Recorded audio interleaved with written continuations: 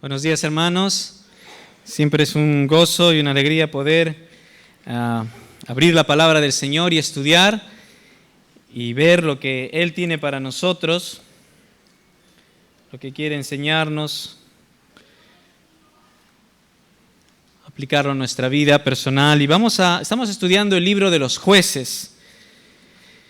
Y ya nuestro hermano Rich ha hecho una introducción al libro de Jueces. También nuestro hermano Jared ha estado compartiendo el capítulo 2. Pues ya ahora toca el capítulo 3.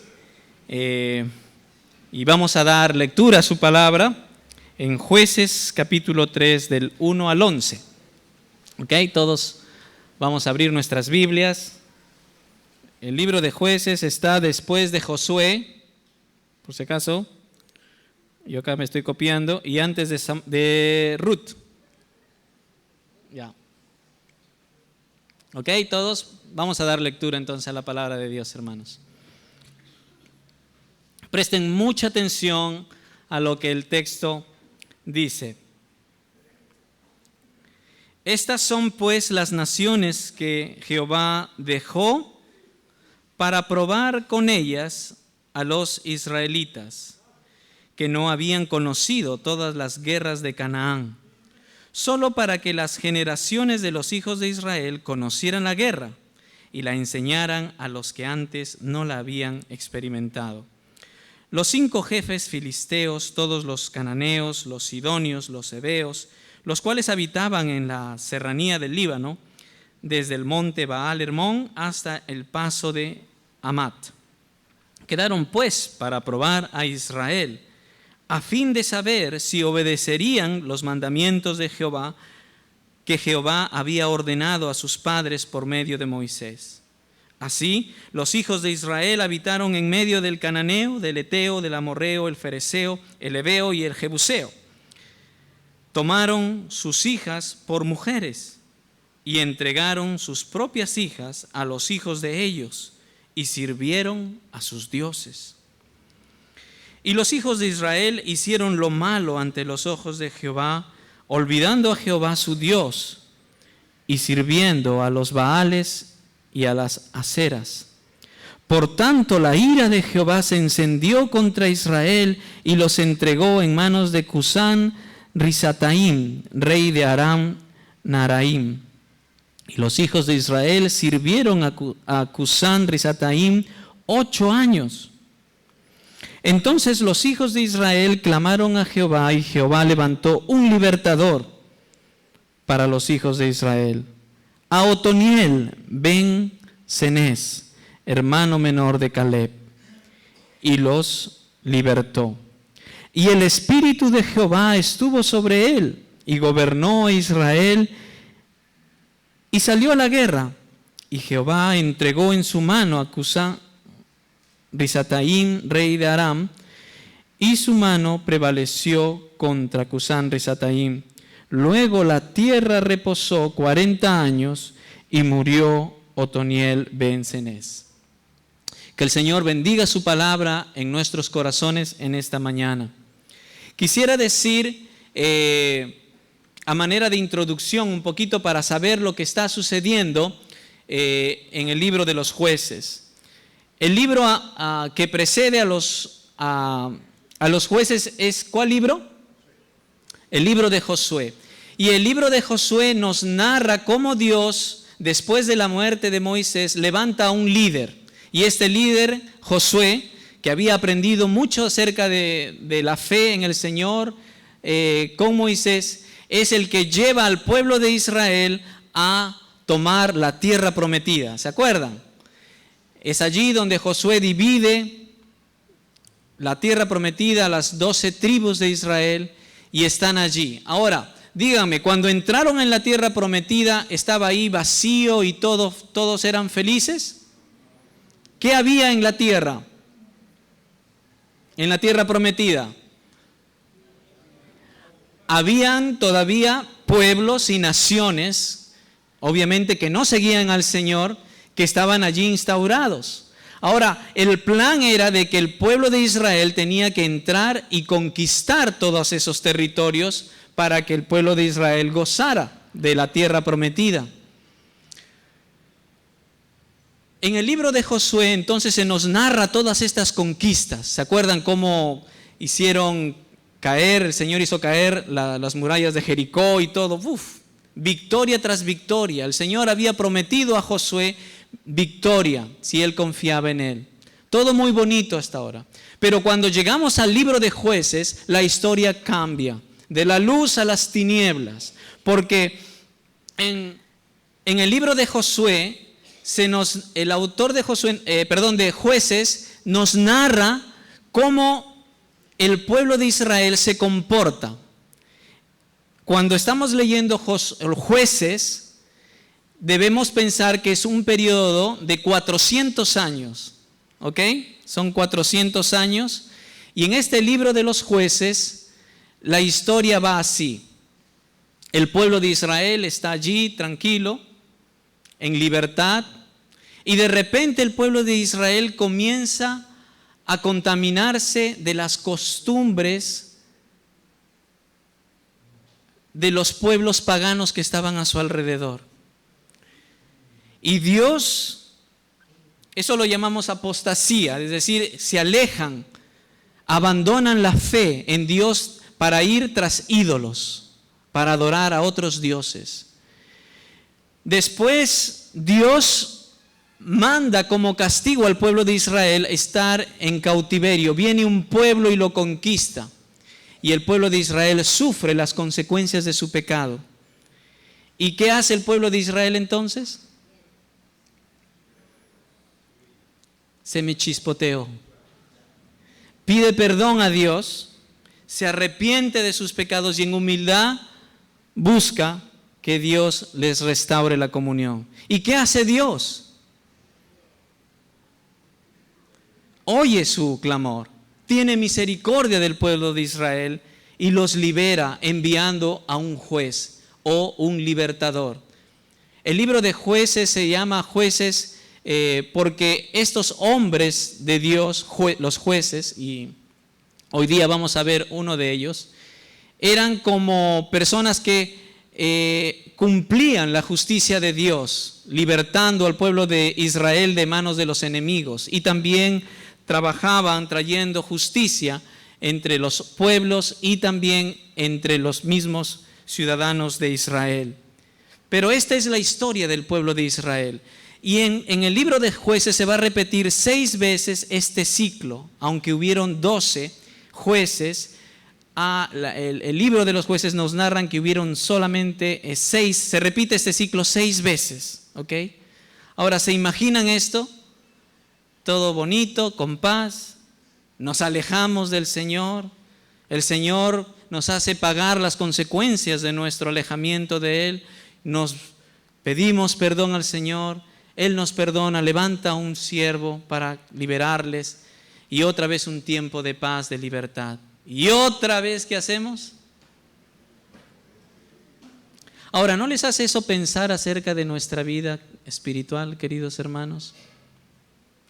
¿No es a veces que en nuestra manera de vivir experimentamos lo mismo?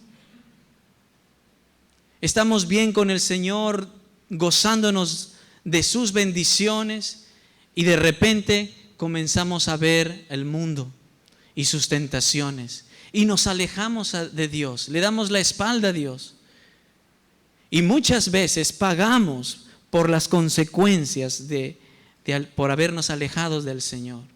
Y cuando estamos cosechando esas consecuencias de nuestro propio pecado, nos damos cuenta que nada de lo que hemos probado nos satisface y buscamos a Dios en arrepentimiento. Y Dios en su gracia nos perdona y nos levanta nuevamente. Quizás utilizando a alguien en nuestra vida. Un hermano, una hermana, un mensaje, yo qué sé. Nos levanta nuevamente. Nos trae su bendición. Y otra vez vemos que Dios nos ha perdonado y todo va bonito y hermoso. ¿Y qué hacemos nuevamente? Queridos hermanos, Dios quiere que rompamos este ciclo vicioso en nuestras vidas. Dios quiere que podamos experimentar victoria en nuestras vidas espirituales. Y en esta mañana es justamente que quisiera compartir este pasaje de una manera que podamos reflexionar de cómo está nuestra vida y cómo enfrentamos las dificultades y tentaciones de este mundo. Han visto que en la lectura ahí menciona heveos, filisteos y todas clases de eos, ¿no? Entonces, ahí están localizados, en este mapa, están localizados los pueblos, para que se den cuenta, ahí más o menos los amorreos, donde estaban los filisteos, los heveos bien allá arriba al norte, de ahí Siria, también más al norte, para que puedan darse cuenta. Allí estaban, Israel estaba rodeado, ¿no? Aquí en esta parte, estaba rodeado por pueblos enemigos. Quisiera meditar en esto, hermanos. El primer versículo dice de que Dios dejó a esas naciones ¿para qué? Para probarles, ¿cierto? Para probarles. Ahora, déjenme decirles, hermanos, Dios utiliza las pruebas para que nosotros podamos crecer. Dios ha dejado a pueblos enemigos para que ellos aprendan a confiar en Él cuando haya guerras y batallas. La generación después de Josué, del pueblo de Israel, estaban allí en la tierra prometida, descansando, disfrutando de las bendiciones de allí de la tierra prometida, y no estaban cumpliendo con las cosas que Dios les había dicho, que tenían que conquistar y votar a esas naciones, y que tuvieran mucho cuidado de no contaminarse con las costumbres paganas de estos pueblos. Y allí era el gran desafío. Era una prueba espiritual. Dios, queridos hermanos, a ti y a mí nos va a probar. ¿Por qué? ¿Para qué? Uno dice, ¿por qué Dios me manda esta prueba? ¿Alguna vez te has hecho esa pregunta? Es difícil de contestarlo, ¿verdad? La prueba es como un examen, ¿no? Cuando uno va a dar un examen, ¿a quién le gustan los exámenes? A nadie nos gustan los exámenes, ¿no? Guácala, ¿no? Pero son necesarios los exámenes, ¿sí o no? Nos guste o no nos guste, son necesarios. Ahora, dime tú, ¿te dejarías operar por un doctor que no ha aprobado sus exámenes? Tú quieres ver su diploma, ¿no? ¿Viajarías en un avión donde el piloto ha sacado su carnet de piloto en Azángaro, en Lima?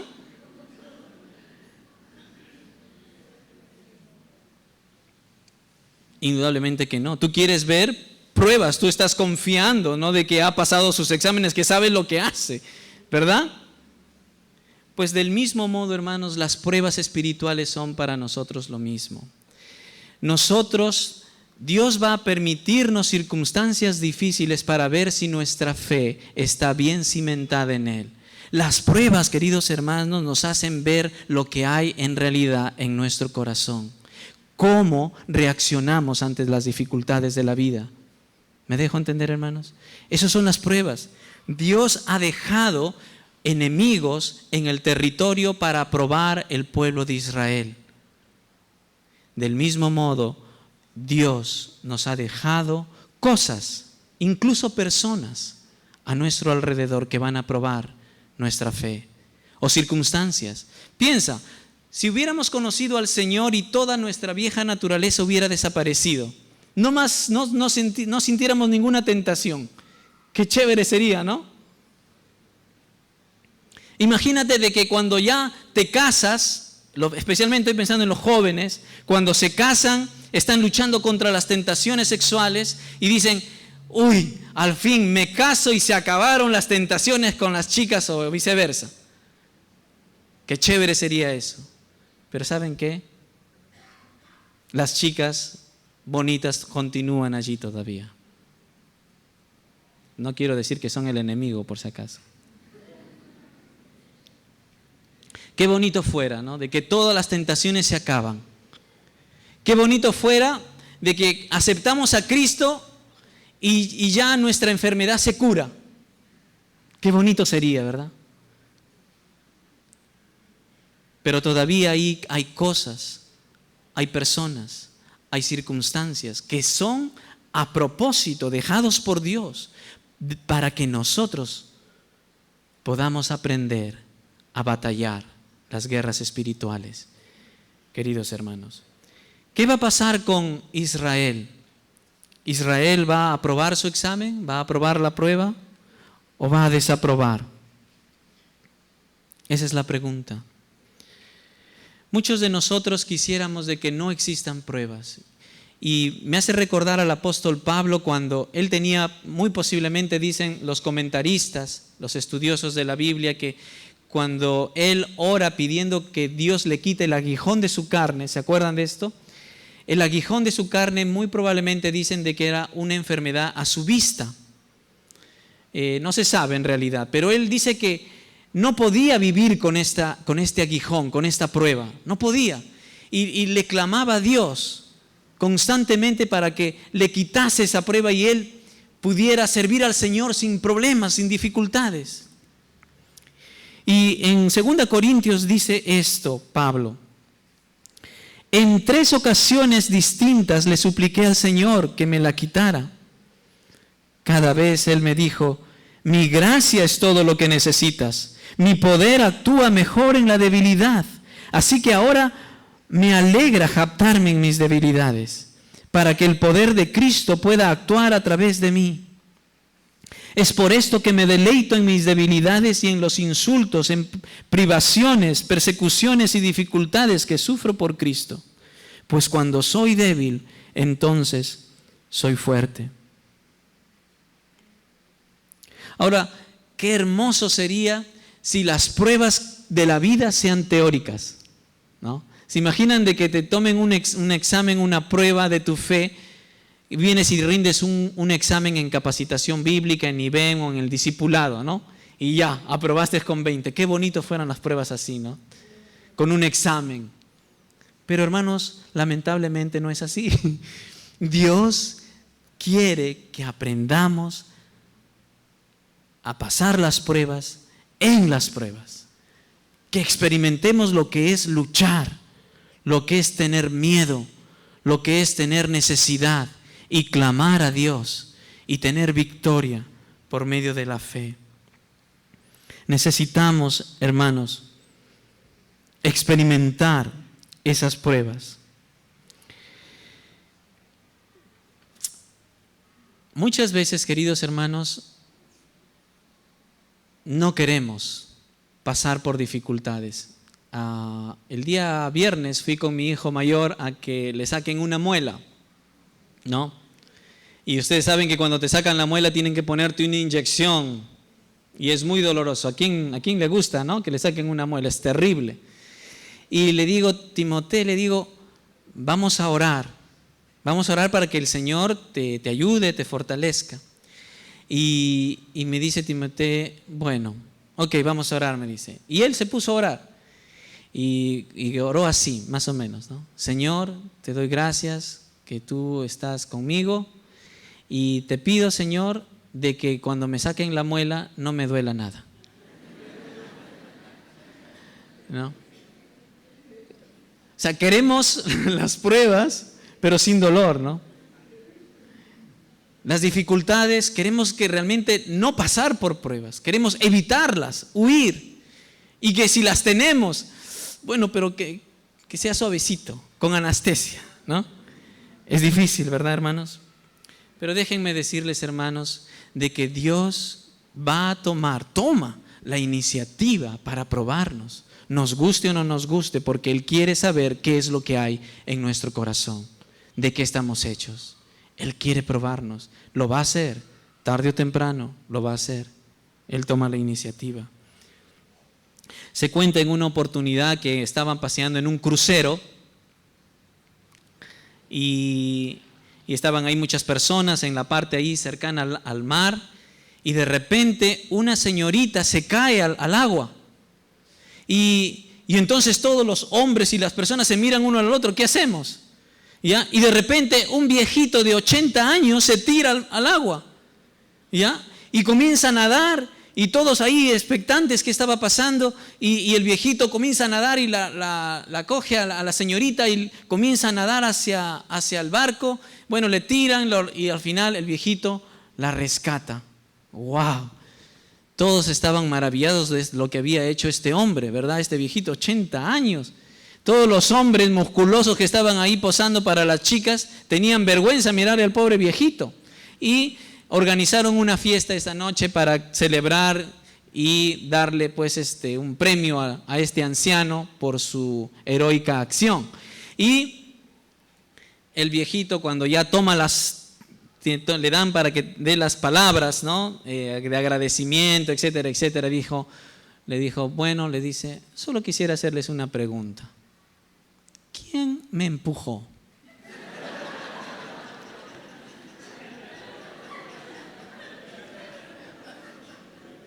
Muchas veces, queridos hermanos, sucede lo mismo en nuestra vida espiritual. A veces estamos expectantes de las pruebas. Las vemos ahí de lejos, quizás vemos a hermanos que están pasando por pruebas. Yo no quiero pasar por esa enfermedad, por esa pérdida, o por esas dificultades que están pasando. Las vemos ahí, las pruebas de lejos, de lejitos. No queremos. Pero déjame decirte, hermanos, este ancianito no hubiera hecho una obra heroica si no le hubieran empujado.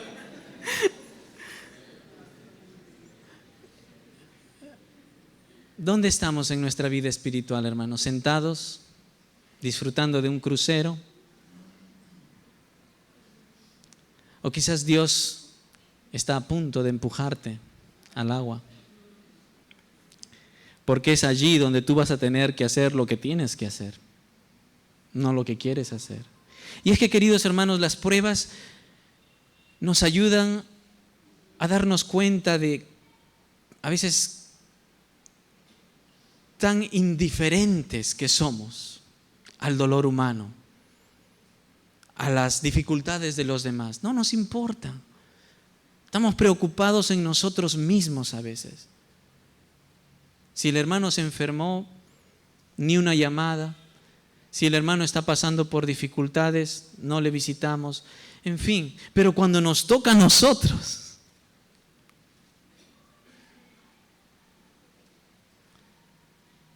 ¿vale la pena, hermanos, tener pruebas? Nos guste o no nos guste, nos van a ayudar a crecer, a madurar. Veamos lo que pasa en el versículo 5 al 6, cómo Israel fracasa en la prueba que Dios tenía para él.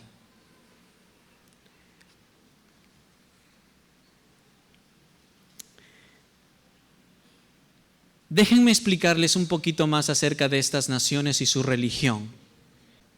Los cananeos, como se les conocía a los habitantes de estos pueblos con sus diferentes nombres, tenían unas diosas que voy a mostrarles después. Pero estas religiones que ellos tenían, de Baal y de Asera, tenían dos cosas muy tentadoras para el pueblo de Israel. Y quiero que presten atención en la trampa que existía. Allí vemos al pueblo de Israel rodeado de estas tribus paganas. Y saben que estas tribus paganas adoraban a Baal, a Asera, que eran dioses de la fertilidad, dioses de la lluvia, que controlaban la lluvia. Y muy posiblemente si un israelita hubiera venido a ver lo que ellos estaban haciendo, le hubieran dicho, mira, ¿tú tienes Dios? Sí, yo tengo un solo Dios, Dios Jehová, le hubiera respondido el israelita. Pero no te preocupes, mira, nosotros tenemos al Dios que controla la lluvia. Y mira, aquí vivimos en un lugar en Canaán donde necesitamos lluvia. Sin lluvia no hay cosechas y sin cosechas no hay vida. Nuestro Dios es el Dios de la lluvia. ¿Qué te parece, israelita? No, pero yo tengo un solo Dios. Pero no te preocupes, puedes mantener a tu Dios, ¿ya? Puedes mantener a tu Dios y puedes tener también a nuestro Dios Baal y Asera. No tiene problema, nuestros dioses no son celosos, ¿ya? Puedes seguir adorando a los dioses, a los dos. Muy tentador para Israel cuando experimentaba sequías en su territorio, ¿verdad? Muy tentador. Pero una cosa más, estos pueblos paganos tenían como festines religiosos orgías sexuales. Si un israelita, ¿se imaginan ahí a unos jóvenes israelitas que van a ver por ahí a pasear? Han visto que las filisteas son guapas, ¿no? Las chicas no judías eran guapas, ¿no? Que se iban a ir a ver las religiones. ¿Y saben qué? Los hombres de esos pueblos hacían sus sacrificios, pero parte de sus sacrificios eran entregar a hijos para prostitución.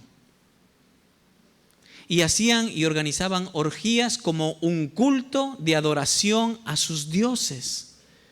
O sea que le pudieran decir a esos jóvenes judíos, mira, tú puedes orar al Dios de la lluvia, tener a nuestro Dios y encima puedes pasarla bien. ¿Me dejo entender, hermanos? ¿Era una prueba? ¿Era una tentación? Claro que sí.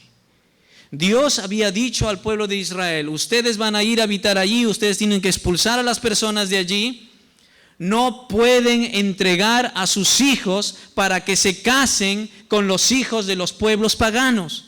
No lo hagan porque eso va a ocasionar que ustedes comiencen a servir y adorar a sus dioses y se alejen de mí. ¿Qué hizo Israel? Ahí está. Estaban viviendo allí con los idólatras cananeos y comenzaron a decir, mira, nuestros vecinos son chéveres, no nos hacen daño, son buena gente, tienen sus dioses, pero cada quien con su cultura, con su religión, ¿no? ¿Por qué? No hay problema. De todas maneras, mis hijos o mis hijas le han echado ojo a esa filistea, ¿no? Está linda la chica, o está lindo, simpático el joven, ¿no? Son buenas esposas. No, si que venga con su religión, con sus dioses, con sus estatuillas, no pasa nada. Hay que respetar su religión. Y eso es lo que hizo Israel. Comenzó a ceder y comenzaron a dejar que sus hijos se casen con los hijos de los paganos y comenzaron. ¿Cuál fue como consecuencia de eso, hermanos? ¿Qué fue como consecuencia? El pueblo de Israel postrándose de rodillas ante estos dioses. Miren lo que dice el versículo 7. El versículo 7. Ahí está Asera y Baal. Estos dos dioses que ven aquí se ponían por lo general juntos. Y Asera se construía en un tronco y en la punta aparecía esa imagen, la imagen Asera. Y el versículo 7 dice, hicieron pues los hijos de Israel lo malo ante los ojos de Jehová y olvidaron a Jehová su Dios y sirvieron a los Baales y a las imágenes de Asera. Qué triste condición. ¿Pasaron el examen? ¿Pasaron la prueba? No. Y es que, hermanos, nosotros también experimentamos en este mundo lo mismo, las mismas pruebas. La Biblia dice que no debemos amar al mundo ni las cosas que en ellas hay. Es decir, aquellas cosas que nos alejan de Dios. No debemos amarlas. Y son una tentación que nos seducen de a poco. Son tentaciones difíciles a veces, de detener. Cedemos. Aparentemente al comienzo suelen ser inofensivas, culturales, pero muchas veces podemos vernos esclavos de ellos después.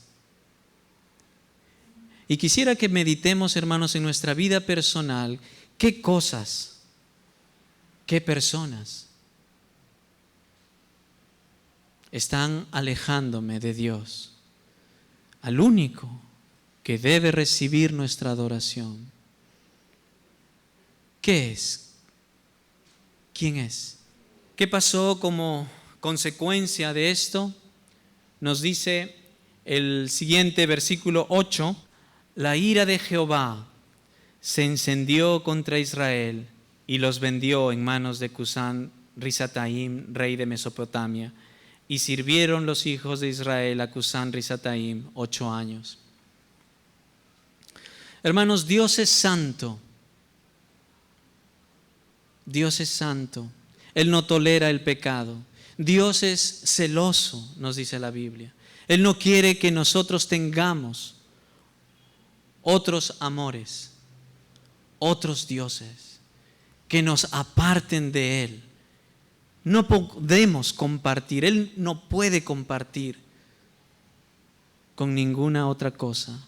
Él es Dios. Y Él es un Dios santo que no puede tolerar el pecado en nosotros. Le duele. Y Él muchas veces va a disciplinarnos. Va a disciplinarnos. La Biblia dice que Dios al que ama, castiga. Dios al que ama, castiga. Dios nos disciplina no para destruirnos, sino para levantarnos, para enseñarnos en qué hemos fallado, para hacernos cada vez más semejantes a Cristo. Ciertamente la disciplina y el castigo duele al comienzo, pero es por nuestro bien. ¿Cuántos de nosotros recordamos los castigos de nuestros padres? ¿Lo hacían porque nos odiaban? Sí, dicen. Bueno, puede haber algunos casos. Pero por lo general, los padres humanos castigan porque no quieren que sus hijos sean malcriados, sean orgullosos, egoístas, etcétera, etcétera. Les castigamos. Pues Dios hace lo mismo. Cuando nos ve que estamos tratando de escaparnos, nos castiga. Y qué doloroso es. Y qué doloroso es. A veces Dios va a usar un castigo que nos va a exponer nuestro pecado y para que otros lo vean. ¡Oh, qué vergüenza!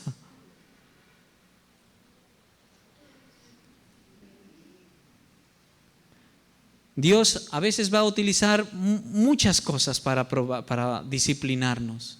Pero déjame decirte, querido hermano, es por nuestro bien. Yo no sé por qué situación estás pasando en tu vida. Dificultad, prueba, enfermedad, yo qué sé, no lo sé. Pero déjame decirte que Dios te está disciplinando, pero su meta es tu restauración.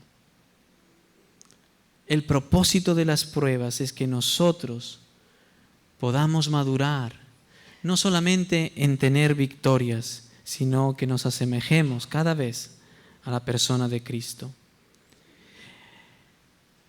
La liberación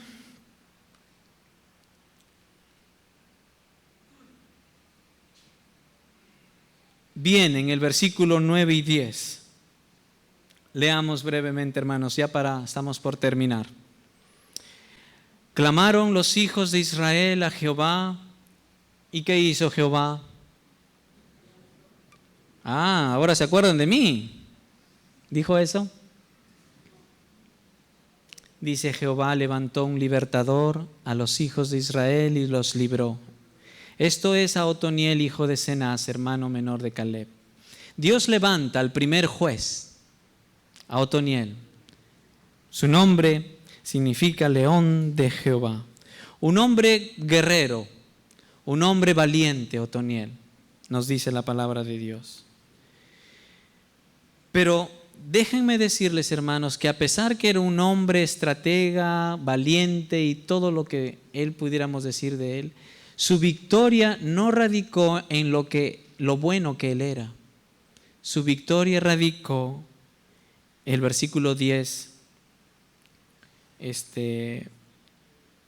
nos dice, el Espíritu, dice, del Señor vino sobre él. Eso es lo más hermoso que podemos leer. El Espíritu del Señor vino sobre él.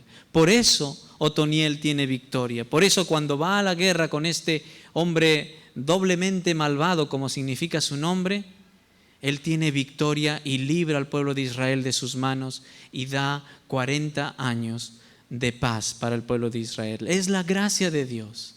Es el Espíritu de Dios que nos ayuda a vencer. Hermanos, hay personas con dificultades,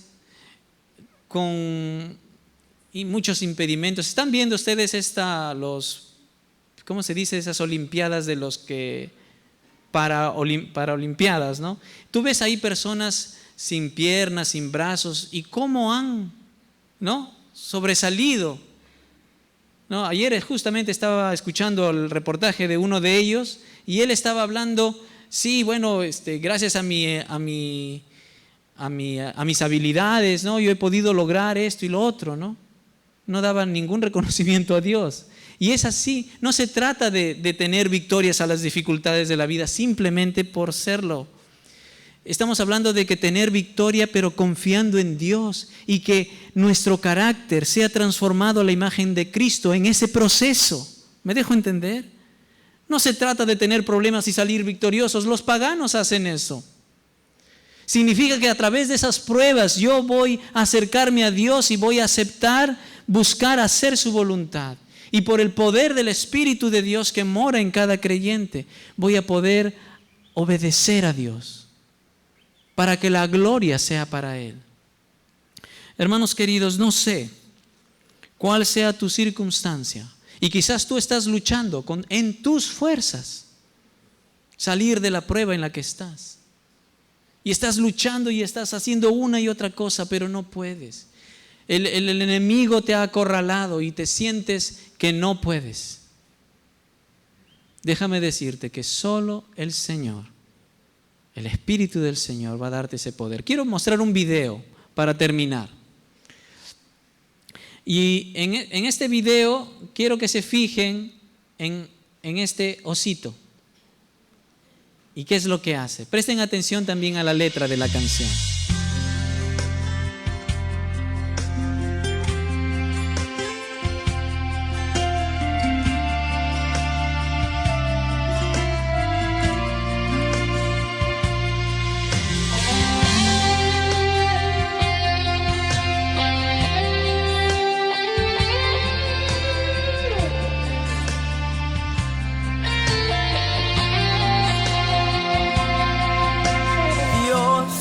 Está pendiente de cada detalle en tu vida. Dios cuidará de ti donde quiera que tú vayas. Dios cuidará de ti.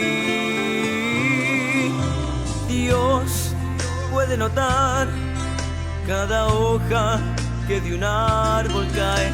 También puede alimentar todas las aves que en el mundo hay. Dios mucho más te cuidará. Dios cuidará de ti. Dios cuidará de ti. No temas porque Dios cuidará de ti. Dios cuidará de ti. Dios cuidará de ti. No temas porque Dios cuidará de ti. Dios puede notar cada hoja que de un árbol cae.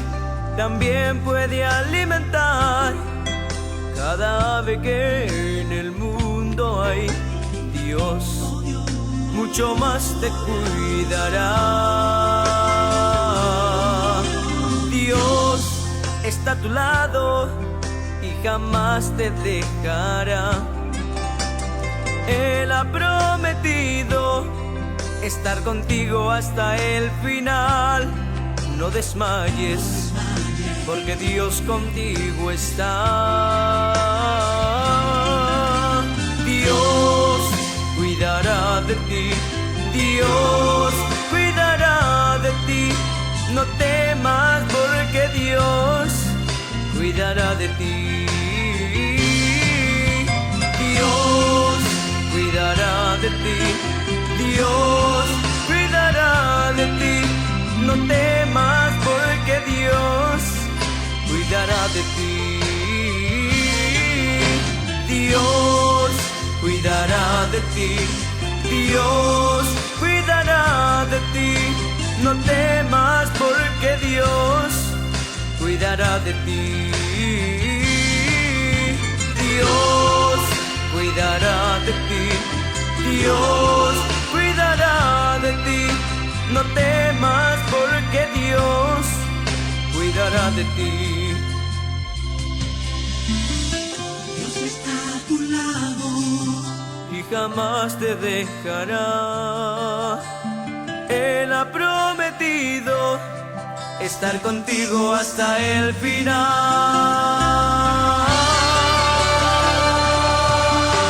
Dios cuidará de ti, Dios cuidará de ti.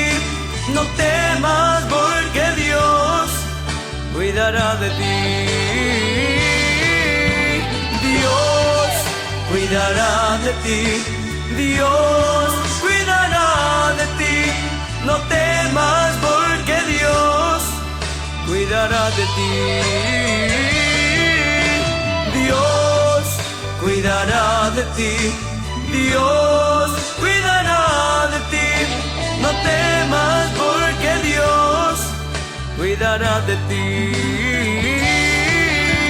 Dios cuidará de ti, Dios cuidará de ti. No temas, porque Dios Cuidará de ti.